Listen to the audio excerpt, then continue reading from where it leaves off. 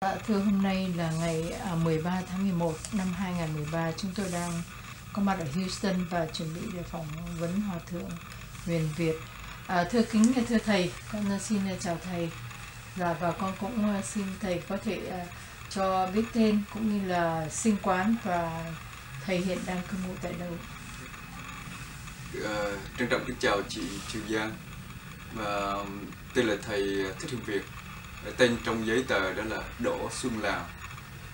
Tôi biết tại sao mà tôi mang cái tên Đỗ Xuân Lào, tại vì Hòa Thượng Thích Thiện Minh mà chết trong tù của Cộng sản đánh đập, thì Hòa Thượng là Thích và Hòa Thượng là Đỗ Xuân Hàn và tôi là Đỗ Xuân Lào. Có người hỏi tôi là có bà con gì với Hòa Thượng không, thì đúng là không hỏi bà con. Nhưng Hòa Thượng là một vị tổng vụ trưởng, tổng vụ thanh niên và gia đình Phật tử đầu tiên, và qua hải ngoại này thì tôi là cái người kế tiếp cái vai trò đó. Thì trở lại là tôi là Hòa Thượng Thích Huyền Việt, thế danh là Đỗ Xuân Lào, sinh quán ở tại xã Bình Đào, huyện Thăng Bình, tỉnh Quảng Nam, năm 1947, rời Việt Nam năm 1980 và đến đất nước Hoa Kỳ vào tháng 7 năm 1981, và hiện tại đang ở tại chùa Liên Hoa. Chùa này mới thành lập cách đây 4 năm ở địa chỉ là 6709 Howell Sugarland Road, Houston, Texas, zip code là 77083. Con xin cảm ơn thầy. Thưa thầy, thầy có nói đến Mỹ năm 1981, thầy có thể cho biết ở trong hoàn cảnh nào thưa thầy? Năm rời Việt Nam năm 80. Chị hỏi phải vậy. Dạ vâng, thưa thầy, dạ vâng. Thì trong vì sao mà thầy rời đến nước Việt Nam năm 1980? Thưa chị Trường Giang, khi Cộng sản cưỡng chiếm miền Nam năm 1975, và tôi sống ở đó tại chùa Kỳ Viên 610 Phan Đình Phùng, Bằng Cờ, quận 3, Sài Gòn. 5 năm thì 5 năm mình có nhiều cái sự khó khăn dưới một cái chế độ mà lúc bây giờ họ cưỡng chiếm miền Nam rồi. Trong cái từ ngữ mà mình biết đến là hồ hởi phấn khởi, nhưng cái phấn khởi của họ, của Đảng Cộng sản Việt Nam, nhà nước Cộng sản Việt Nam thì làm cho toàn dân miền Nam trở nên ngột ngạt, khó thở, và trong đó có tôi không có thở được trong cái không khí. Họ thì hồ hởi phấn khởi, mà mình thì cuộc sống mỗi lúc càng bi đát hơn, họ thắt chặt cái quyền tự do hơn. Và cá nhân chúng tôi sống ở trong chùa Kỳ Viên 610 Phan Đình Phùng, Bằng Cờ đó, hàng ngày công an khu vực, phường, công an quận đã tạo cho mình nhiều cái sự khó khăn. Khó khăn đó là họ vào, lúc đầu là họ vào để họ sử dụng cái tiện nghi của chùa đó, đặc biệt là cái hội trường âm thanh để họ họp, rồi hội họp phường, họp khóm, họp quận, vân vân. Thì họ vô đó họ sử dụng tất cả tiện nghi để họ làm giống như của họ vậy thôi. Và dĩ nhiên mình một cái người trẻ lúc bây giờ thì cái điều đó mình thấy khó chấp nhận được, tại vì chùa là cho tôn giáo thôi, cái chùa đâu có phải là sở hữu của phường, của thành phố, của quận gì đâu. Thế nhưng mà họ làm chuyện đó thì, và nhiều cái sinh hoạt khác nữa, hội họp, rồi họ đề mình ra họ giảng chính trị này kia vân vân, rồi đi lao động xã hội chủ nghĩa vân vân. Thì tất cả những điều đó để chứng tỏ rằng, báo hiệu cho mình là tương lai không có sáng sủa gì cho dân tộc, và tương lai là mình không có gì để mình góp phần được hết. Do vậy không chịu nổi thì tìm cách để ra đi vào năm 1980, rời Sài Gòn, đi tìm tự do. Thưa thầy, thầy đi trong hoàn cảnh như thế nào ạ? Dạ, thật sự ra thì tôi không nghĩ rằng tôi có cái may mắn mà tôi được đi ra khỏi rầu dầu tôi muốn đi nữa. Muốn đi đến nỗi mà mình có thể chấp nhận 10 lần chết chỉ một lần sống. Nhưng mà được cái may mắn là sau một lần ra đi của hai người bạn, một người bạn tu xuất gia, đó là Đại Đức Trí Tâm, với một Phật tử nữa là Trần Hữu Vận Lộc. Thì trong chuyến đi đó, họ đi lần đầu tiên họ nói tôi trả cho họ 3.000 đô thì được đi cùng, nhưng tôi nói tôi không có tiền. Thì như vậy thì họ đi, tôi ở lại. Nhưng họ đi cái chuyến đó họ đi không được, thất bại kiểu gì đâu không biết. Thì sau đó, những ngày sau đó thì họ là đến rủ tôi. Rồi tôi nói tôi không có tiền cho nên tôi đâu làm gì được. Thì họ nói là được, đi qua Mỹ trả được. Mà qua Mỹ tôi đâu có tiền đó, thì trong bao lâu đó mà thầy có tiền thì thầy trả thì cũng được. Có nghĩa họ tạo cho điều kiện rất là dễ dàng. Thì cuối cùng là đi và được sau 3 ngày 3 đêm bình bồng trên biển. Cái ngày thứ 3 nó gần như là bị gần chìm tàu. Thì có tàu buôn Thái Lan họ cứu vớt, họ đưa vào bờ. Thì đưa vào bờ lúc bây giờ thì phải nói rằng họ không đưa mình vô sát bờ, mà họ chỉ đưa đến cái lúc mà mình có thể nhảy xuống để đi vào bờ được. Thì tất cả mọi người đều nhảy, có thể có người nước như tôi thì tôi nước ngang cổ, thì cùng với nhau giúp đỡ sao để đi vô bờ. Thì trong đêm khuya họ đưa mình vô bờ, biết rằng mình còn sống. Chứ nếu không có tàu buôn của Thái Lan cứu thì tất cả 58 người trên chiếc thuyền đó đều bị chết hết. Dạ vâng. Dạ, cũng thuyền của thầy như vậy cũng tương đối may mắn là không có bị ai chết hay có ai bị gì không ạ? Dạ, thì thật sự là khi mà cái tàu buôn của Thái Lan họ biết là cái tàu mình sắp lâm nạn, thì họ có nói rằng tất cả mọi người hãy lấy hết tất cả những cái tư trang của quý, tiền bạc gì của mình đó, đưa cho hết để họ cứu cho. Thì khi họ nói như vậy tất cả mọi người đều lục lạo để mà đưa. Thì khi đưa thì họ nghĩ sao ít quá vậy, người tàu buôn đến Thái Lan họ nói sao ít quá, có nghĩa là họ nói mình giấu. Thì cuối cùng họ lục xét rồi thì cũng không có gì, đại khái thêm một chút gì thôi chứ không có gì. Tại vì hầu hết đi đàn bà con nít, và đi cái đó không phải là những người mà giàu có gì, cho nên họ nghi rằng mình giấu. Nhưng cuối cùng họ lục xét từng người, nam đi theo nam lên tàu của họ, nữ đi theo nữ, nhưng mà lục xét rồi thì cũng không có gì bao nhiêu. Thì họ biết là mình không có gì bao nhiêu, cho nên rằng cuối cùng họ cho vô biển và vô bờ, và không có ai bị cái gì mà uy hiếp đến khó khăn về sức khỏe, về danh dự tính mạng. Thưa thầy, trở lại trong cái thời gian trước đó thì ở quê hương thầy là thầy đi tu lúc bao nhiêu tuổi, và cái cơ duyên nào đã đưa thầy đi tu ạ? Cảm ơn chị Trường Giang. Thật sự là khi nói đến người đi tu trong tôn giáo, ví dụ đặc biệt là Công giáo là các vị linh mục, và Phật giáo là các vị tăng sĩ, thường nói là cái duyên, hay là bên Công giáo gọi là ơn kêu gọi. Thì đúng là tôi là cái duyên. Bắt đầu bằng cái duyên đó là có một người em của mẹ, người trai, con trai em của mẹ, tức là tôi kêu bằng cậu đó, đi xuất gia rồi, đi tu rồi, thì cậu đi về thăm nhà, rồi cậu thấy gặp ba mẹ rồi tôi với đến thăm cậu. Thì trên nhà ông bà ngoại thì cậu với nói là anh chị cho cháu nó đi tu đi. Thì ba mẹ tôi với nói là nếu sư cậu nói mà cháu nó đồng ý thì được. Thì cậu với quay câu hỏi ba mẹ nói vậy thì cháu sao cháu? Thì nó dạ đi thì đi. Thế rồi như vậy thì chiều mai đi với sư cậu là đi về chùa ngay. Về chùa là chùa Tam Bảo Tự ở Đà Nẵng, Phan Chu Trinh, Đà Nẵng. Thì vào năm 1900, đầu năm 1985, tức là cái Tết cậu về thăm nhà, thì đi ra. Thì từ đó rồi vô chùa thì cái duyên đưa đẩy nhẹ nhàng vậy thôi. Thì vô chùa rồi với phấn đấu, rồi với trắc nghiệm những cái giá trị và cũng như là cái duyên của mình tới đâu. Thì trên căn bản là cũng khó khăn nhiều lúc thăng trầm lắm, nhưng mà rồi cuộc đời tu trôi nổi cho tới bây giờ là gần 50 năm ở trong chùa, và bây giờ thì đã tuổi cao 66 tuổi rồi, và 60 thì đã lên hòa thượng. Thì như vậy là 6 năm trong cái tuổi với cái vai trò hòa thượng trong cái phẩm trắc của Phật giáo. Thưa thầy, thì nhắc tới đó là thầy sinh năm 47, rồi sau đó thầy lớn lên thầy gặp sư cậu, và cái thời gian đó nó là cái thời gian vẫn có người Pháp chiếm đóng, và bên ngoài thì vẫn có những cuộc chiến đấu để mà coi như là đuổi người Pháp ra nước Việt Nam. Thầy còn nhớ gì về những cái ngày tháng thầy nhỏ tuổi đó không? Cảm ơn chị Trần Giang. Thật sự ra thì cái kỷ niệm của mình nhớ gì về khi người Pháp mà chiếm đóng, quân đội Pháp mà chiếm đóng làm khổ dân tộc của mình như thế nào, thì thật sự ra trong sống ở nhà quê, cho nên gần như cái kỷ niệm nó quá yếu ớt á.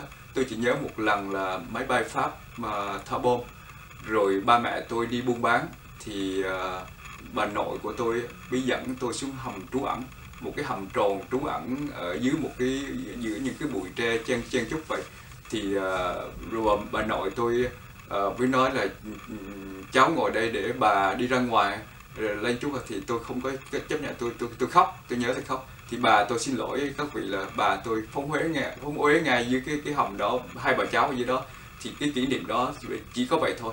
Còn những cái đấu tranh, những cái chống đối thì ở nhà quê Quảng Nam thì thật sự không trực tiếp, bản thân của mình không có nhiều kỷ niệm về trong cái lúc mà thiếu thời của mình mà quân đội Pháp có mặt trên đất nước Việt Nam. Thưa thầy thì thầy đi tu cũng rất là sớm, thì cái hoàn cảnh và lúc bây giờ chắc là người Pháp còn có mặt ở trên nước Việt Nam, và cái họ có cho phép mình đi tu hay là hành đạo một cách tương đối như thế nào không thưa thầy?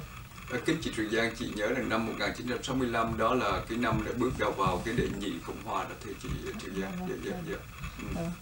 Và con xin cảm ơn thầy. Như thế thì năm 65 đệ nhị Cộng hòa thì thầy cũng không có cái kinh nghiệm nhiều gì về thời đệ nhất Cộng hòa, về vấn đề tu đạo, về vấn đề Phật giáo.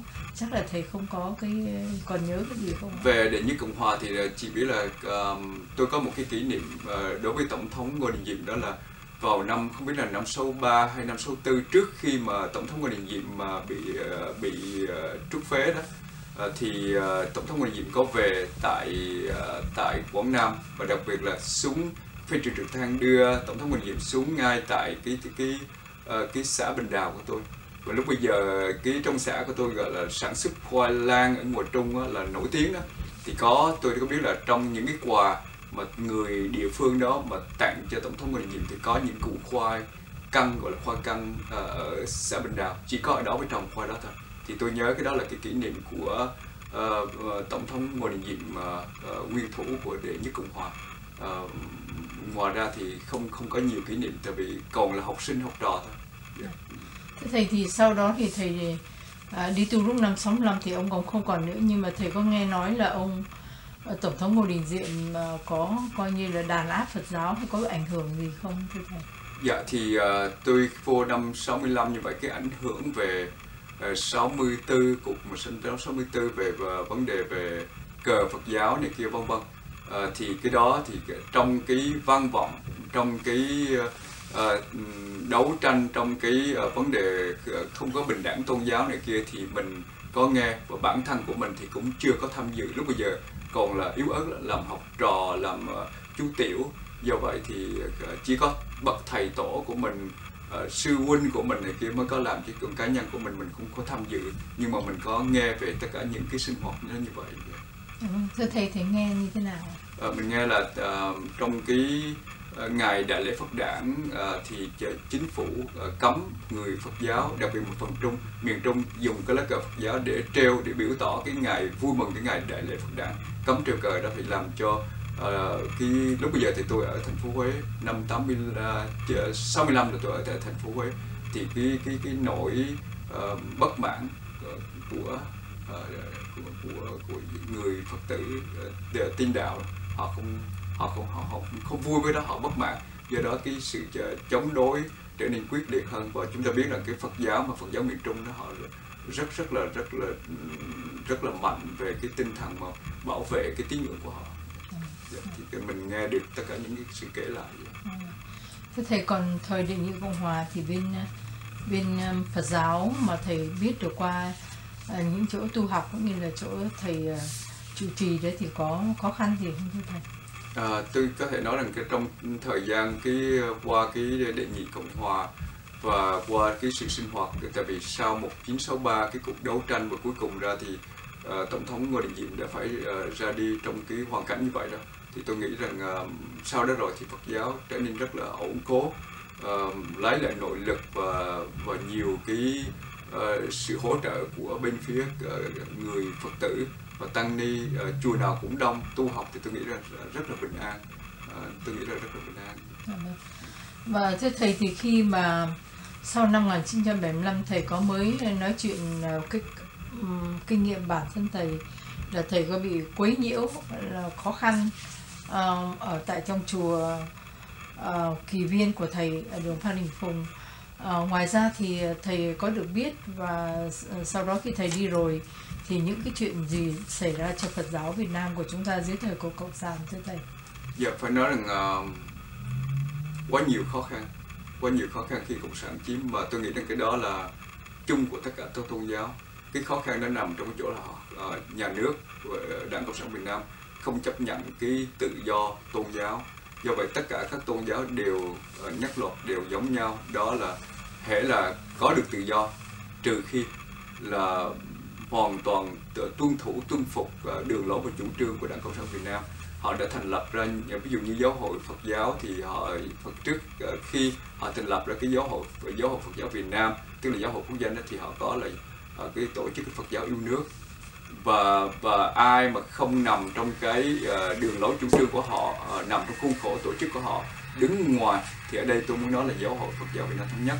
Mà lúc bây giờ vào năm 1975 vô đó là Đại lão Hòa thượng Thích Đôn Hậu, sau ngày lên Đệ Tam Tăng Thống, rồi Đệ Tam Tăng Thống được qua Đức Đệ Tứ Tăng Thống là Hòa thượng Thích Huyền Quang, và bây giờ thì 2013 này thì chúng ta có Đức Đệ Ngũ Tăng Thống Hòa thượng Đại lão Hòa thượng Thích Quảng Độ. Thì phải nói rằng giáo hội Phật giáo Việt Nam Thống Nhất là giáo hội họ đặt ra ngoài vòng pháp luật. Tại vì sao? Vì giáo hội không nằm trong giáo hội Phật giáo yêu nước của họ, và sau không nằm trong 1982, không nằm trong giáo hội Phật giáo Việt Nam, tức là giáo hội quốc danh, đứng ngoài do đó họ trù dập. Chỉ cần nói là tôi là thành viên giáo hội Phật giáo Việt Nam Thống Nhất, tôi là thành viên hay cá nhân tôi này kia, thì liền là khó khăn. Họ công an họ đều theo dõi sát nút, tất cả những việc làm gì của mình đều là không được tự do hết. Và cho tới bây giờ vẫn cái sự khó khăn như Đức Đệ Tứ Tăng Thống là ngài tắt hơi thở cuối cùng, là ngài vẫn là người tù lương thức, đứng về phía dân lành, và họ khống chế là một người tù. Và bây giờ Đức Đệ Ngũ Tăng Thống bây giờ cũng vậy, ở trong chùa ở tại quận 3, thiền viện ở chỗ thiền viện ở quận 3 Sài Gòn, thì ngài vẫn bị quản chế ở đó, và ngài không có tự do. Thầy có nhắc đến giáo hội Việt, cái lịch sử hình thành cũng như là cái mục đích vì sao lập nên giáo hội Việt Nam Thống Nhất thế thầy? Yeah. Có thể nói là giáo hội Phật giáo Việt Nam Thống Nhất là giáo hội truyền thừa của lịch đại tổ sư truyền giáo của Phật giáo Việt Nam, mà lịch sử của Phật giáo Việt Nam trên đất nước Việt Nam hơn 2.000 năm, mà trong cái lịch sử của dân tộc là hơn 4.000 năm. Như nôm na chỗ là giáo hội Phật giáo Việt Nam, Phật giáo nói chung là có mặt trên đất nước Việt Nam một phần nữa của lịch sử dựng nước và giữ nước của dân tộc Việt Nam. Nhưng mà cái thời đại gọi là mới để đương đầu với nhiều cái sự khó khăn của đất nước và của nội bộ của tôn giáo, thì vào năm 1963, do cái sự đạo dụ số 10 từ thời Pháp còn lại, tức là coi Phật giáo là một tổ chức như bao nhiêu những tổ chức dân sự nhỏ khác, chứ nó không biểu trưng cho một cái tôn giáo lớn trên đất nước Việt Nam. Trong khi đó thì giáo hội Công giáo thì là được coi là một giáo hội lớn, giáo hội đúng nghĩa là một giáo hội tôn giáo. Trong khi đó Phật giáo thì coi là bị chi phối bởi cái đạo dụ số 10 của hồi thời kỳ Pháp thuộc, và khi mà thời kỳ Pháp thuộc chuyển qua cái thời Đệ Nhất Cộng Hòa, thì Đệ Nhất Cộng Hòa vẫn coi Phật giáo như một tổ chức nhỏ. Do vậy sau cái sự không có công bằng đối với tự do tôn giáo, thì trong cái cuộc đấu tranh 1963 đó, thì khi mà Phật giáo sau đó rồi, thì Phật giáo đã lấy lại được cái quyền sinh hoạt như là một tôn giáo, và tất cả các giáo phái đặc biệt là biểu trưng là Phật giáo Nam Tông, Phật giáo Bắc Tông đã hình thành lên là một cái tổ chức gọi là giáo hội Phật giáo Việt Nam Thống Nhất. Và cho tới bây giờ thì giáo hội Phật giáo Việt Nam Thống Nhất là tiếp nối cái nguyện vọng, cái tâm nguyện và đồng thời cái đường lối của Phật giáo, tức là cùng đi với dân tộc.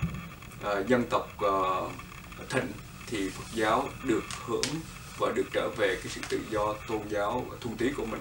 Mà khi dân tộc suy, đặc biệt là một cái thể chế chính trị hà khắc nào đó, thì giáo hội luôn đứng về phía dân, cái tiếng nói đại diện cho nhân dân. Và 1975 khi cộng sản vô rồi thì giáo hội vẫn kiên định, giáo hội là độc lập, nói cái tiếng nói lương thiện, lương thức của người dân.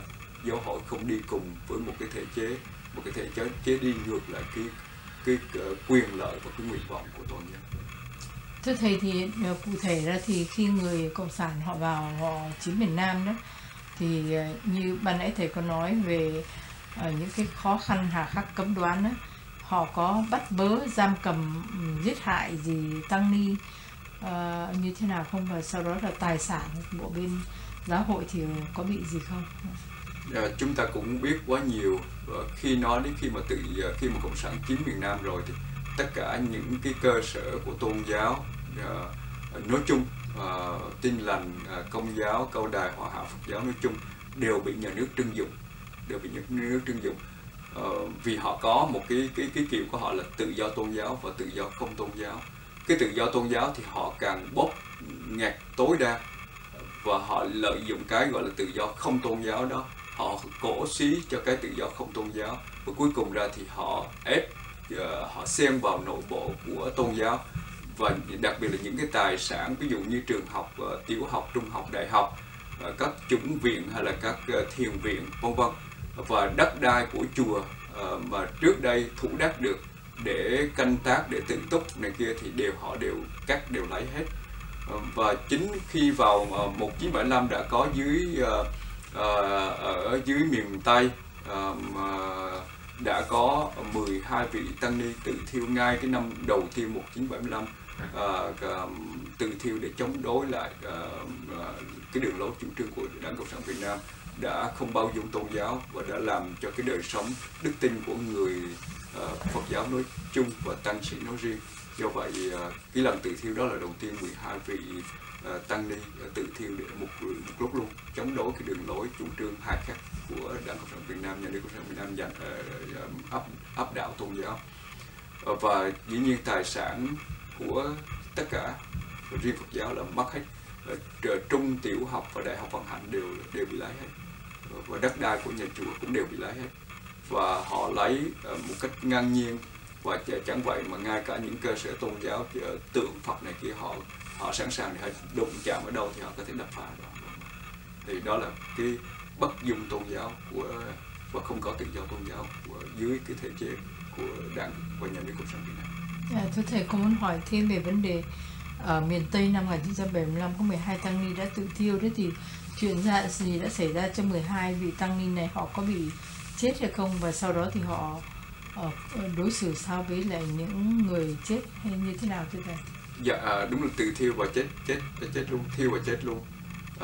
Vì cái sự mà tăng ni ở trong chùa họ đã vào, thứ nhất họ lấy đất đai, thứ hai là họ bắt đi gọi là lao động xã hội chủ nghĩa, rồi làm những cái việc mà họ vào bên trong, họ dòm, họ ngó, họ ngăn, họ cấm, và biết là cả miền Nam đều bị như vậy.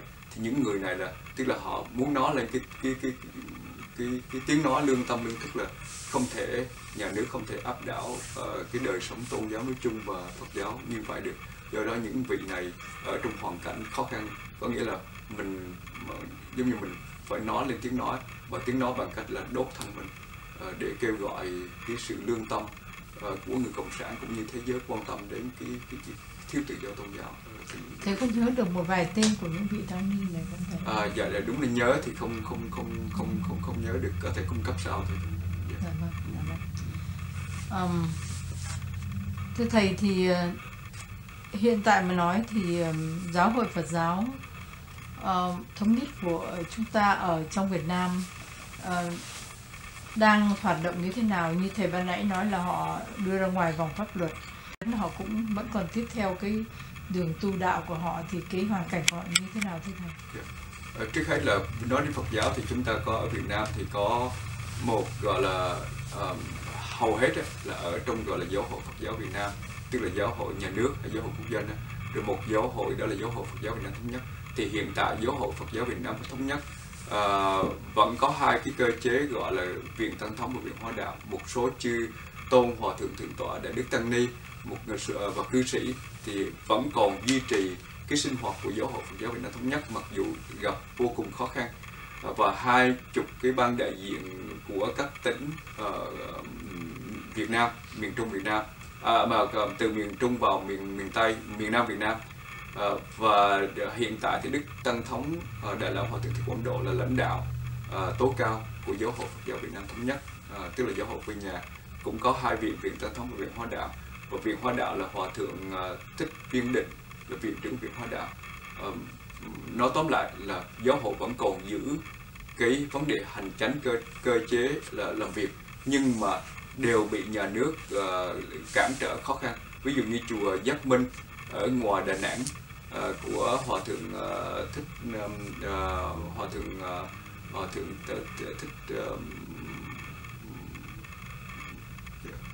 xin lỗi, cũng không có nhớ thì cái chùa đó gần như là có chùa có tăng ni ở, nhưng Phật tử không được vô ra. Họ hàng ngày họ canh gác. Rồi Đại lão Hòa thượng Thích Quảng Độ Đức Đệ Ngũ Thân Thống thì ngài vẫn bị trong Thanh Minh Thiền Viện ở quận 3 Sài Gòn vẫn bị cộng sản ngày đêm canh gác, không cho ngài đâu. Rồi cái chùa Giác Hoa là để tạm thời gọi là cái văn phòng của Viện Hóa Đạo, bất cứ cái lễ gì đều gặp khó khăn đối với công an sở tại cũng như cái thành phố Sài Gòn, họ làm khó khăn. Nói tóm lại là họ hoàn toàn không có cho tự do chút nào hết, và họ dòm ngó, tại vì họ biết rằng đây là một cái giáo hội không có dưới cái sự điều động chi phối của họ, cho nên họ tạo mọi điều khó khăn để cho tăng ni không có vui gì để hỗ trợ cho cái chủ trương và đường lối của Giáo hội Thống Nhất, và để cho quần chúng không có tới lui để hỗ trợ, để tạo nên một cái nếp sống an bình dưới cái sự lãnh đạo của Giáo hội Phật giáo Việt Nam Thống Nhất. Dạ vâng, thưa thầy, Giáo hội Việt Nam Thống Nhất của mình cũng có một số những vị cao tăng từ ngoài Bắc vào đợt năm 1954. Chúng con muốn hỏi là những vị còn lại ở miền Bắc đó, sau năm 54 thì chuyện gì xảy ra cho Phật giáo ở Việt Nam tại ngoài Bắc đó thưa thầy? Thật sự theo cái chỗ chúng tôi hiểu là sau năm 54 mà đồng bào, trong đó có người Công giáo, người Phật giáo vào Nam, và các vị lãnh đạo tinh thần tôn giáo miền Bắc vào Nam rồi, thì gần như miền Bắc về phía Phật giáo là không còn có cái sinh hoạt gì mang cái tính cách Phật giáo mà có sự liên hệ với Trung Nam hết. Và gần như khi sau 1975 rồi mình biết là ngoài đó từ 1945 thì không có cái chùa nào được xây cất, và không có cái đào tạo tăng ni nào để giữ gìn cơ sở chùa viện hết, và không có ai hướng dẫn Phật tử. Họ chỉ tự động, họ tin Phật thì họ thờ cúng ở nhà, chứ hoàn toàn không có sinh hoạt gì giống như mà miền Nam của chúng ta. Miền Nam của chúng ta sau 1954 rồi thì ở trong Nam tôn giáo được phát triển tự do, và chùa viện tăng ni này kia được đào tạo và gọi là rất là tốt. Trong khi miền Bắc là mình ghi nhận sau 1975 mình biết là không có gì, và không có cái sinh hoạt gì ở ngoài đó, không đào tạo tăng ni và không có cái gì để sinh hoạt hội nhập vào cái cộng đồng của Phật giáo thế giới từ miền Bắc theo chỗ mình biết. Yeah. Thưa thầy, còn những cái cơ sở tôn giáo ở miền Bắc đó trước khi mà năm 54 đó cộng sản vào thì những cái cơ sở của tôn giáo của Phật giáo là sao? Chị muốn nói về cơ sở miền chùa Bắc. Ở miền Bắc ạ. Gần như không có tăng ni để mà gìn giữ cơ sở. Chỉ có chùa gọi là chùa gì Tây Thiên hả? Chùa gì miền Bắc thì họ giữ như là một cái văn phòng có vậy thôi, theo chỗ tôi hiểu thôi, chứ hoàn toàn vì mình không có một cái sinh hoạt nào mà liên hệ đến Phật giáo miền Nam, và họ không có đào tạo gì, và không có tăng ni nào ở miền Bắc được đào tạo, cho nên mình hoàn toàn gọi là không có cái gì để gọi là Phật giáo, cái sức sống của Phật giáo miền Bắc nếu so với miền Nam hoàn toàn không có gì. Bây giờ con xin hỏi một cái câu nó có tính cách coi như là so sánh đó. Thì nhìn vào Phật giáo của chúng ta, trải qua những cái thời kỳ lịch sử, thí dụ như năm 54 khi cộng sản chiếm rồi, tức là cái xã hội miền Bắc đấy, giáo hội Phật giáo của chúng ta đã được còn tồn tại và phát triển ra sao so với miền Nam và so với thời. Thì ở miền Nam thì thầy thấy rằng là qua mỗi cái thời kỳ lịch sử như vậy đó, thì cái giai đoạn nào là khó khăn nhất cho Phật giáo của chúng ta? Cảm ơn chị Triều Giang hỏi câu hỏi đó. Thì không phải tôi đợi tôi trả lời mọi người biết, mà rõ ràng là chưa thời nào. Cái mà tôi sinh 1947 và tôi có thể đọc sử sách, tôi để biết về trước cái thời của tôi sinh ra đời. Và khi 1947 và đặc biệt là 54 rồi qua 75 cho tới bây giờ thì phải nói là chưa có cái thời nào, chưa có một cái chế độ nào mà bất dung tôn giáo như dưới thể chế của Đảng Cộng sản Việt Nam và Nhà nước Cộng sản Việt Nam. Và sau một thời gian Cộng sản chiếm miền Nam 1975 rồi thì họ mới biết ra họ không thể diệt tôn giáo được. Họ không thể diệt tôn giáo, đặc biệt khi họ đụng phải cái niềm tin của người tin và người có đức tin về tôn giáo ở miền Nam thì họ mới thấy rằng họ càng trong thực tế họ càng thấy là càng khó khăn. Và cho tới bây giờ chúng ta thấy rằng ví dụ như cho tới ngay những tháng gần đây và trong năm này thì ví dụ như người Công giáo ở giáo phận Vinh chẳng hạn, thì nhiều cái cuộc xuống đường cả nhiều chục ngàn người như vậy để chống đối lại cái bất bao dung tôn giáo của Đảng và Nhà nước Cộng sản Việt Nam cư xử với người Công giáo đặc biệt ở giáo phận Vinh. Chúng ta thấy như vậy thì có nghĩa là họ trở nên ma mãnh, tức là bây giờ thì họ không diệt được rồi thì họ tìm cách để sử dụng tôn giáo như là một cái công cụ.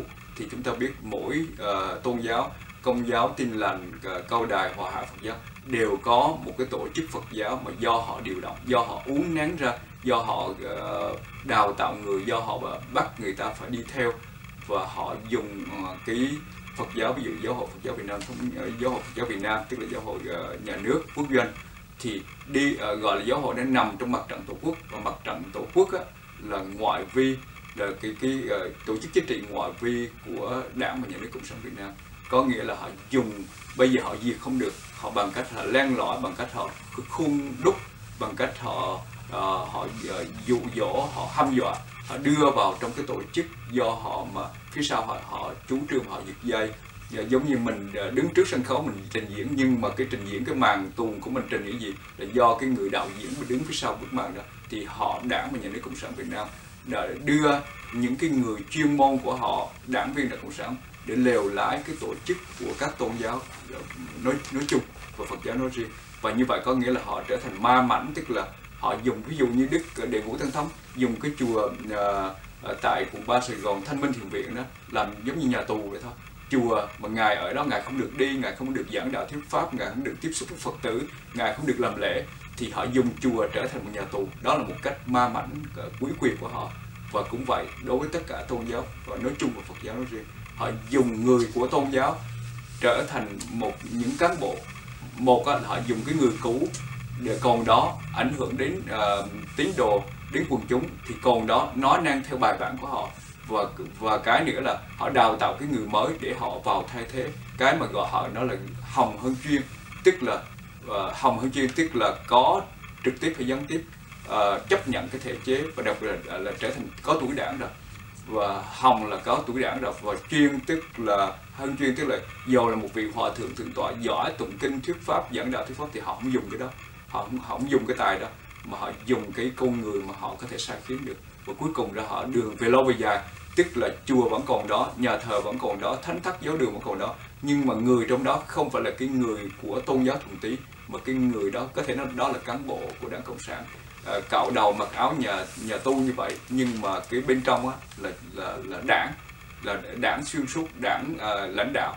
Thì do vậy tức là họ biến thái, họ nhúng tay vào nội bộ của tôn giáo để họ thay đổi, và họ nắm hết các cái đường lối chủ trương đó, và nó là biến thành tôn giáo trở thành tay sai, thành công cụ của Đảng và Nhà nước Cộng sản Việt Nam để hiểu quần chúng, để đi gần quần chúng và để lãnh đạo quần chúng, để đưa tất cả cái về một mối tư duy, đó là tư duy theo kiểu cộng sản, là làm việc theo kiểu cộng sản, và tôn giáo bây giờ tôn giáo theo kiểu cộng sản chứ không phải là tôn giáo của quần chúng nữa.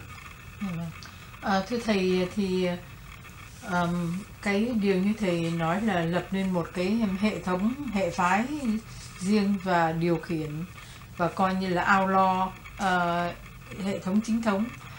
Cái điều đó họ có đang thành công ở Việt Nam không? Thật sự ra thì nếu nó thành công thì không thể là gọi là thành công được. Nhưng mà nếu nó không thành công thì điều đó cũng không hẳn. Họ thành công ở chỗ là họ vẫn trong mỗi tôn giáo đều có những người đi theo họ, vẫn những người đi theo họ, làm theo họ, sống theo họ. Nhưng mà cái việc họ làm theo họ, nói tiếng nói theo cái nhà nước và Đảng Cộng sản Việt Nam, thì mình thấy đó, ví dụ như giáo hội quốc dân là phần đông các chùa miền Nam từ Quảng Trị vô miền Tây đều là cái chùa, phần đông là chùa của giáo hội Phật giáo Việt Nam, tức là giáo hội nhà nước. Còn giáo hội thống nhất là quá ít ỏi, thì có thể là một phần ngàn của có thể nó là còn nhỏ hơn nữa. Tại vì hãy vô nó là cái giáo hội ngoài luật pháp, đây là giáo hội nhà Phật giáo Việt Nam thống nhất, thì liền là bị trù dập từ đầu đến cuối, và họ canh giữ giống như họ coi mình giống như một cái thành phần nguy hiểm, họ canh giữ. Do vậy phải nói rằng về phương diện đó thì họ thành công là họ vẫn ép uổng, họ vẫn hình thành ra cái giáo hội quốc dân, giáo hội nhà nước, thì họ thành công về mặt đó. Nhưng họ không thể thành công được tại vì cái tư duy của người cộng sản, chủ trương của người cộng sản và qua cái gọi là chính phủ đó, họ đi ngược lại ý của dân, họ đi ngược lại lòng dân, và lòng dân đó hầu hết là có thể nói là 85-90% là người của tôn giáo. Người của tôn giáo thì họ nói tiếng tôn giáo, họ suy nghĩ cái suy nghĩ của tôn giáo, họ sống với cái người dân lương thiện tự nhiên, cái đời thường của họ.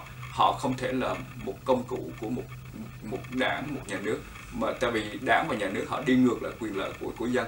Do vậy họ không thành công, tại vì họ không thể thay đổi được cái tâm hồn của một con người chân chất, con người ngay thẳng, con người hiền lương của tôn giáo được, và con người của dân tộc được. Chắc chắn là họ không thể thành công ở đó. Và mà chúng ta thấy rằng họ thay đổi từng lúc, chỉ còn là cái quyền và cái lợi. Họ nắm giữ được, giống như một người bệnh đau mà có cả thuốc cho nên còn sống lay lắc đó thôi. Tôi nghĩ rằng họ đã không thành công, họ đang không thành công, và họ sẽ không thành công, vì không thể, dân tộc không thể để một cái thể chế chính trị hà khắc, không phải dính dáng gì đến dân tộc, không phải con người phi nhân, họ không phải con người, họ không phải là tôn giáo, họ không phi tôn giáo, họ không phải là người sống đạo đức, phi đạo đức, họ không là con người của dân tộc, họ phi dân tộc, thì tất cả đều không phải. Do đó họ đã không thành công, đang không thành công và sẽ không thành công. Theo cái mặt là con người không thể là một cái khối vật chất mà họ muốn nhồi, muốn nặng, muốn đúc ra cái kiểu gì thì đúc. Còn cái mà họ thành công tức là dù sao đi nữa họ vẫn có những con người sống ở trong tôn giáo, hòa thượng này, thượng tọa kia, linh mục nọ, mục sư kia, nói cái tiếng nói thế cho họ. Tiếng nói thế thì tiếng nói yêu tôn giáo của mình, tức là yêu xã hội chủ nghĩa. Họ bắt buộc phải nói tiếng nói đó. Nhưng ông thầy tu, tăng sĩ Phật giáo, Công giáo, mục sư Tin Lành hay là người Hòa Hảo Cao Đài đều có những con người nói tiếng nói của họ. Và điều đó thì chúng ta thấy rằng mặc dù sao đi nữa họ vẫn có người của các tôn giáo để nói nôm na là giống như mà trở thành cán bộ, nói tiếng nói cái loa của họ. Nhưng tôi nghĩ rằng cái đó là tạm thời, giống như những người trong tôn giáo, tại vì không có người nào thấm nhuần tôn giáo mà chấp nhận được cái thể chế cộng sản. Đó là một thể chế trị nước, hiền lương, đạo đức, chân chất, chánh nghĩa được hay đó. Nhưng mà họ phải buộc lòng, họ phải sống như vậy. Thì tôi nghĩ rằng tôi vẫn tin tưởng như vậy. Do nói tóm lại là họ hoàn toàn không thành công. Thưa thầy, thì vì không được tự do, vì mà hành đạo và tu đạo, bên thầy bỏ nước ra đi và thầy sang bên này, thì thưa thầy cái vấn đề gìn giữ cũng như phát triển đạo Phật của Phật giáo Việt Nam như thế nào qua cái kinh qua của thầy, thưa thầy? Dạ, cảm ơn chị Triều Giang hỏi câu hỏi đó. Đối với tôi, khi một người mà có một cái tấm lòng đối với dân tộc, đối với tín ngưỡng của mình, mà một giai đoạn nào đó mà buộc lòng của mình phải rời bỏ quê hương mình đi, điều đó là điều không có bình thường chút nào hết trơn. Mà đi để làm gì? Tại vì mình sống ở trên đó mình không làm gì được khi một cái thể chế nó hà khắc như vậy. Cho nên khi mình đi mà mình được đến bến bờ tự do thì mình sẽ quý cái cuộc sống. mình nghĩ đến những người cha mẹ mà quý đến cái cơ hội điều kiện sống ở đây, và quý đến cái giấc mơ tương lai của mình, cho nên những ông cha bà mẹ khi mà đi qua đây có con cái thì họ đã cùng với con cháu của họ, và bây giờ cái thế hệ tương lai của chúng ta ở đây rất là xuất sắc, khi đi qua ngưỡng cửa học đường giáo dục rồi thì đã trở thành không biết bao nhiêu những người khoa bảng, kỹ sư trong tất cả các ngành nghề, rồi bác sĩ, luật sư, rồi nha sĩ, nhiều cái ngành nghề lắm mà đi qua ngưỡng cửa của Đại học Mỹ. Thì đối với tại vì đất nước cơ hội mà, khi mà tu sĩ Phật giáo và cá nhân tôi qua đây, tôi thấy rằng đúng là mình đi tìm và mình được. Do vậy cái việc mà tự do tôn giáo ở đây được quy định bởi hiến pháp. Tôn giáo với chính quyền là hai, chứ hai là sao? Tức là tôn giáo không nhúng tay vào cái địa trị nước của chính quyền, và chính quyền không nhúng tay vào trong cái nội bộ của tôn giáo, mà muốn tôn giáo thế này, muốn tôn giáo thế kia không. Do vậy hoàn toàn đúng nghĩa là mình có cái tự do tôn giáo ở đây. Còn đối với tín ngưỡng của Phật giáo là tín ngưỡng có thể là tín ngưỡng của quần chúng, tín ngưỡng của mọi người, và không cần thiết phải nói đến tổ chức. Mà tổ chức thì tổ chức, nhưng mà cái đạo Phật là cái đạo, cái cách sống. Do vậy cá nhân chúng tôi sống trong niềm tin của tôn giáo, và đồng thời một tăng sĩ, thì tôi là bắt gặp được với cái sự vất vả khổ cực, cái giai đoạn đầu của những người Việt Nam mà rời bỏ quê hương qua đây. Do đó tôi đi cùng hít và thở, hơi thở cùng với cộng đồng Việt Nam, người có tôn giáo Phật giáo cũng như người không có tôn giáo Phật giáo, và họ là cái người và chúng ta là cùng với nhau. Do vậy đã cùng với nhau gần hơn 30 năm rồi. Tôi nghĩ tôi rất là vui khi có mặt với cộng đồng Việt Nam ở đây, và đặc biệt là người Phật tử. Do vậy tôi đã đi qua nhiều ngôi chùa, chùa Long Văn ở Orlando, chùa Phật Pháp ở Tampa, Florida, chùa Bửu Môn ở Fort Worth, Texas, và bây giờ cái chùa thứ tư là chùa Liên Hoa. Và tất cả những nơi đó tôi đều làm hết lòng, và tôi để lại được những cái sự đóng góp của mình. Và rất vui là người chư Tôn Đức Tăng Ni nói chung đều có chia sẻ cái giấc mơ đó. Và 1992 thì Giáo hội Phật giáo Việt Nam Thống Nhất hình thành ở hải ngoại Hoa Kỳ, thì tôi là trở thành thành viên của Giáo hội Phật giáo Việt Nam Thống Nhất. Và phải nói rằng tôn giáo được góp một phần rất là quan trọng ở trong cộng đồng người Việt Nam tị nạn cộng sản ở hải ngoại nói chung, và ở Hoa Kỳ nói riêng. Và bản thân tôi rất là hãnh diện, và tôi rất là vui khi tôi nói chung là giống như mình sinh ra phùng thời chứ không phải bắt phùng thời. Và tại vì cái nói được như vậy là mình đã được ra chỗ tự do rồi, chứ nếu mà ở trên đất nước Việt Nam tức là mình sinh ra là bắt phùng thời. Nhưng mà 1981 tôi tới đây là lần tôi mới thấy rằng mình sinh ra phùng thời, tại vì mình đã góp một phần rất là quan trọng cho cái biến cố tang thương của dân tộc Việt Nam 1975. Cộng đồng người Việt Nam bỏ nước ra đi, và tôi cùng với những người Việt Nam bỏ nước qua đi. Và đặc biệt tại thành phố Houston này thì tôi rất là vui khi sống với các vị lãnh đạo tinh thần tôn giáo, vì đã làm nhiều việc. Và dĩ nhiên ở đây thì mọi người biết là tôi cũng là một trong những cái vị mà rất là quan tâm đến công việc của cộng đồng, vui và buồn, và cùng đặc biệt là với các vị lãnh đạo tinh thần các tôn giáo, Cao Đài, Hòa Hảo, Công Lý. Thưa thầy ban đầu thầy có nói là thầy là người kế tục cái chức vụ tổng vụ về thanh niên của Phật giáo, và thừa kế Hòa thượng Thích Thiện Minh, người đã bị đánh chết trong tù cộng sản. Thưa thầy viết gì về vị tiền nhiệm của thầy và cái chết của thầy có thể đi chi tiết một chút? Cảm ơn chị Triều Giang. Khi nói đến Hòa thượng Thích Thiện Minh thì phải nói là một cái vị rất là giỏi, rất là tinh thông về cái đức tin tôn giáo của mình, và tinh thông về những vấn đề cuộc đời thăng trầm, và đặc biệt là những vấn đề thăng trầm của quốc sự. Do đó Hòa thượng Thiện Minh phải nói là dưới thời đệ nhất Cộng hòa cũng gặp khó khăn với đệ nhất Cộng hòa, và qua cái thời đệ nhị Cộng hòa cũng gặp khó khăn. Và khi cộng sản vô rồi thì cộng sản thấy Hòa thượng là một cái người, dĩ nhiên là ngài là một người tăng sĩ và chỉ lo cho đạo để phục vụ quần chúng thôi, phục vụ tiếng nói và đời sống lương tâm lương thức của người Phật tử nói riêng và của dân tộc nói chung thôi. Do đó khi Cộng sản vô thì họ đã biết được Hòa thượng Thiện Minh là cái người hoàn toàn không thể thuyết phục được.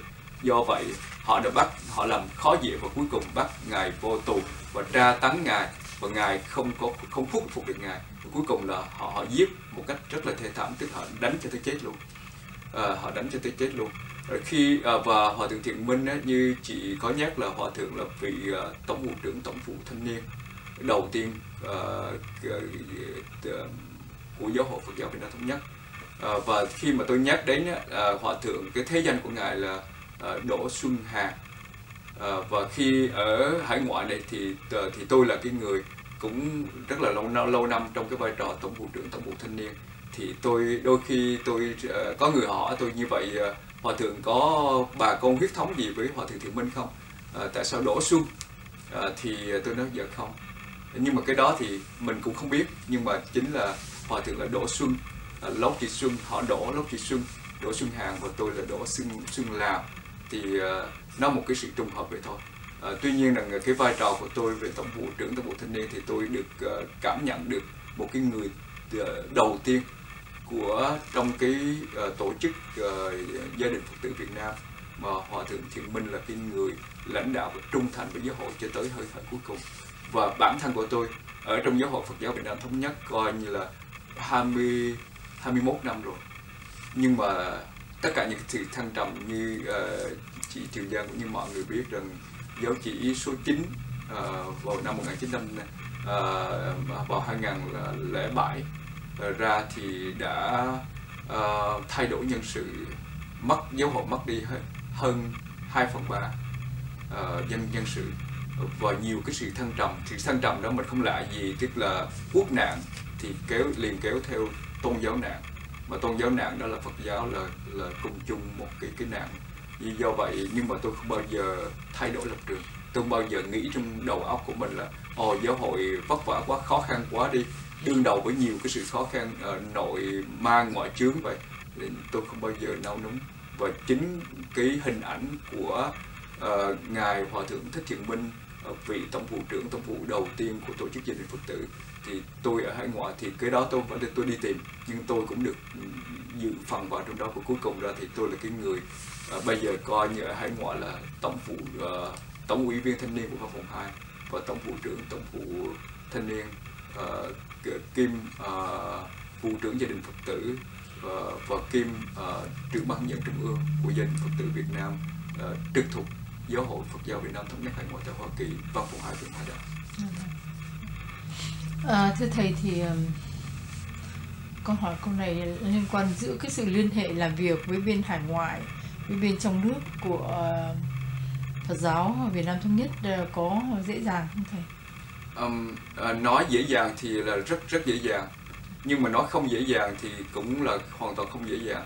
Tại vì tất cả mọi việc đều là cái sự liên lạc của mình nó không tự nhiên, và dĩ nhiên Cộng sản đã không cho cái sự hiện hữu của Giáo hội Phật giáo Việt Nam Thống Nhất trong nước, Viện Tân Tốc và Viện Hóa Đạo, thì họ hoàn toàn cấm đoán mọi cái sự liên lạc, mọi cái sự liên hệ với bên ngoài, và bên ngoài liên lạc vào bên trong cũng có tính cách là tại vì giống chui vậy đó. Do vậy hoàn toàn không dễ dàng chút nào hết. Tuy nhiên rằng cái không dễ dàng của họ cấm đoán là cái quyền của họ, nhưng mà thế giới ngày hôm nay đâu có dễ dàng để mình cấm đoán mọi người một cách dễ dàng đâu. Nhưng chúng ta biết đó, do vậy giáo hội vẫn có cái cách, nhưng mà phải nói rằng về phương diện điều hành là Hội đồng lưỡng viện của Giáo hội Phật giáo Việt Nam Thống Nhất trong nước, Viện Tân Tốc Viện Hóa Đạo, điều hành công việc của giáo hội. Nhưng mà ở bên ngoài có văn phòng 2, thì văn phòng 2 đặt trực thuộc ở giáo hội ở trong nước, và giáo hội tại Hoa Kỳ hay các châu đều trực thuộc của văn phòng 2. Nói tóm lại là cái sự lãnh đạo xuyên suốt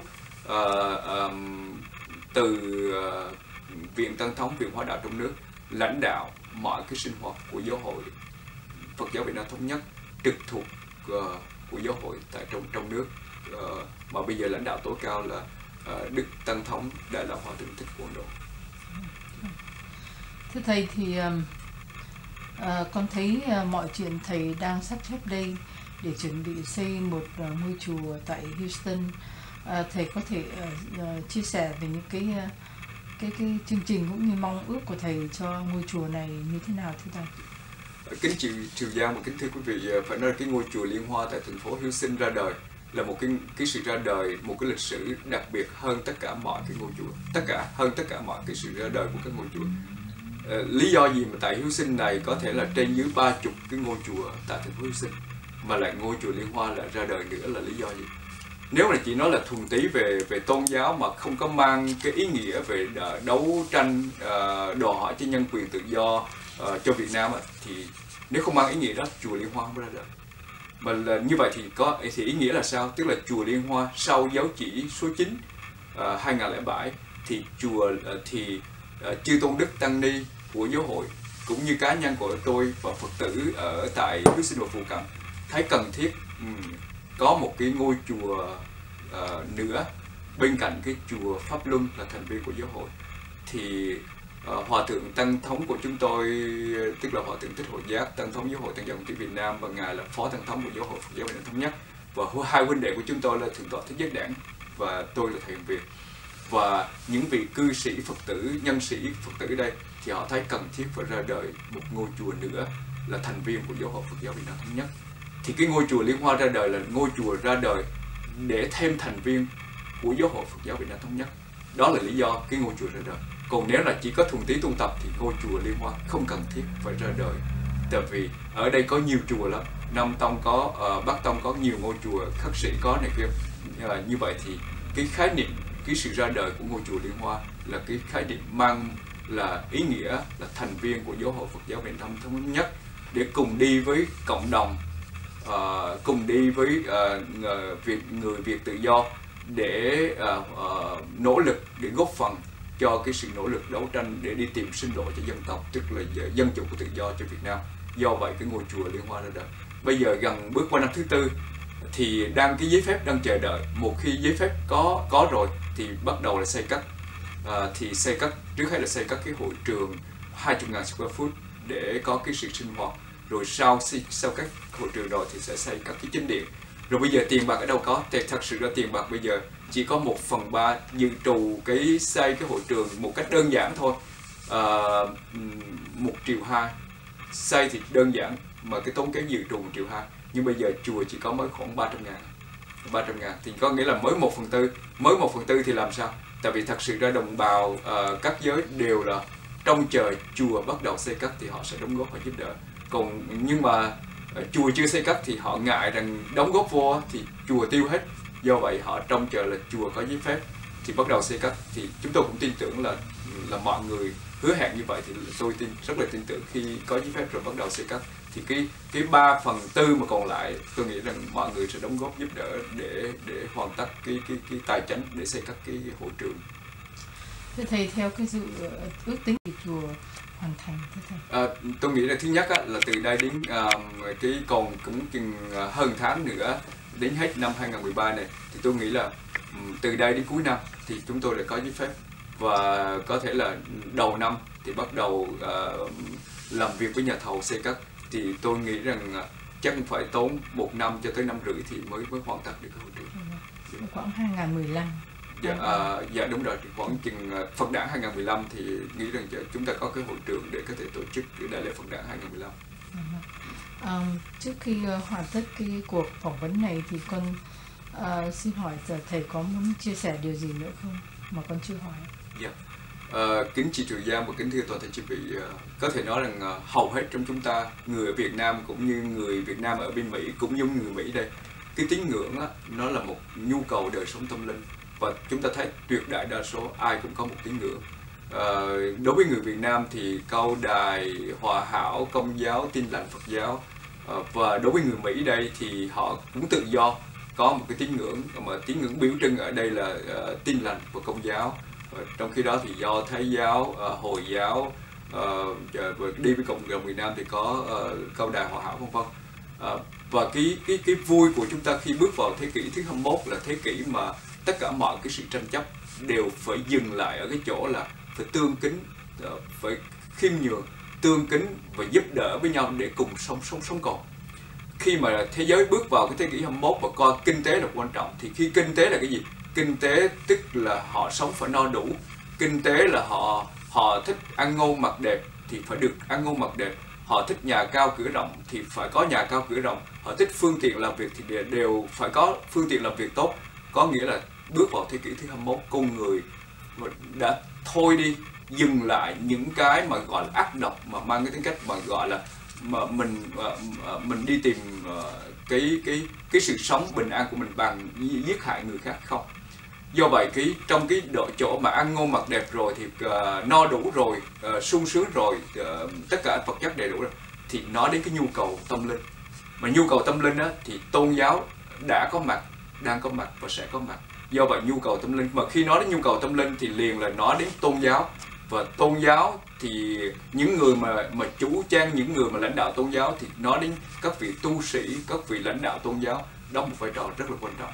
Và như vậy có nghĩa là cái món ăn tinh thần cho khi một người đã ăn ngon mặc đẹp rồi thì họ không có thấy có chuyện gì hài lòng trong cái ăn ngon mặc đẹp đó. Chúng ta biết là bây giờ thì họ đâu có cần ăn ngon mặc đẹp, kể cả người Việt Nam mặc vừa phải thôi, ăn bữa ăn thanh đạm đơn giản thôi thì họ cảm thấy ngon. Thì như vậy thì cái người ta tìm kiếm đó là giá trị tinh thần. Và giá trị tinh thần ở đây chúng ta bắt gặp liền là giá trị tôn giáo lúc nào cũng cung cấp và hướng dẫn và nhắc nhở cho cái đời sống tâm linh tinh thần. Và cả hai, vật chất được đầy đủ và tinh thần được sung mãn được đầy đủ, thì tôi nghĩ rằng đó là một cái nếp sống mà phải nói là tôn giáo đã góp phần vào để xây dựng con người và xây dựng cho cái cộng đồng nhân loại trên trái đất này nó tốt đẹp hơn. Thì tôi nghĩ bước vào thế kỷ 21 là tôi suy nghĩ như vậy. Do vậy tôi rất là vui khi cùng với cộng đồng Việt Nam, cùng với các vị lãnh đạo tinh thần các tôn giáo để làm cái việc riêng của mình, nhưng cái riêng của mình là góp phần cho cái chung. Do vậy cái tinh thần liên tôn hợp nhất lại với nhau để làm những công việc nghĩa giúp đời, đem đạo vào đời hay đem đời vào đạo, thì tôi nghĩ rằng tôi rất là lạc quan trong cái thế kỷ 21 này. Và những ai đã đóng góp vào có mặt ở đây, những người côn chiên tín đồ mà có một cái lòng thành đối với tôn giáo của mình, tha thiết học và thực hiện cái đời sống đức tin và thương người thương vật và trong tất cả tôn giáo, thì tôi nghĩ rằng đó là cái niềm vui và đó là cái hy vọng rất là lớn. Và cái hy vọng đó không phải là ở đâu tương lai, mà ngay bây giờ chúng ta đã có được tất cả cái tốt đẹp từ từ nó đang thể hiện và nó đang gặt hái những cái kết quả mà tôn giáo được góp phần với cuộc đời, với nhân quân xã hội để xây dựng đời sống ấm no hạnh phúc cả hai mặt vật chất lẫn tinh thần ở đây. Vâng, con xin thay mặt hội chân thành cảm ơn Hòa Thượng rất nhiều, đã bỏ nhiều thời giờ công sức và cũng hỗ trợ công việc của hội làm trong cả gần 10 năm nay. Đó là một cái điều cũng là đóng góp trong cái phần xây dựng cho cộng đồng, nhất là về vấn đề tinh thần. Chứ con chân thành cảm ơn Hòa Thượng. Cảm ơn chị Thùy Giang và cảm ơn hội đã quan tâm, và tôi nghĩ rằng công việc của hội đã làm một cái rất là xuất sắc, vì mọi người họ đều có những cái đóng góp riêng, mà riêng về hội thì đã góp một phần rất là quan trọng để ghi lại những tấm lòng những con người đã đi qua cái dòng lịch sử thăng trầm của dân tộc, thăng trầm của tôn giáo, thăng trầm của cái tình người, và để lại những cái tiếng nói, mà tiếng nói này không phải chỉ tiếng nói thuần túy mà có luôn cả hình ảnh nữa và hai ngôn ngữ nữa, thì tôi nghĩ rằng góp phần rất là lớn cho cộng đồng người Việt Nam trong nước lẫn ở hải ngoại. Tôi mong rằng hội phải cố gắng tối đa và có những nhân chuyển tiếp tục để thừa kế và gìn giữ cái này, thì tôi nghĩ là một sự góp phần rất là xứng đáng và danh dự và xứng đáng cho cái sự đóng góp của hội đối với vấn đề lịch sử của người Việt Nam trong thời gian qua và tiếp tục hiện tại và tương lai. Xin chân thành cảm ơn Hòa Thượng. Cảm ơn chị Thùy Giang, cảm ơn tất cả chị.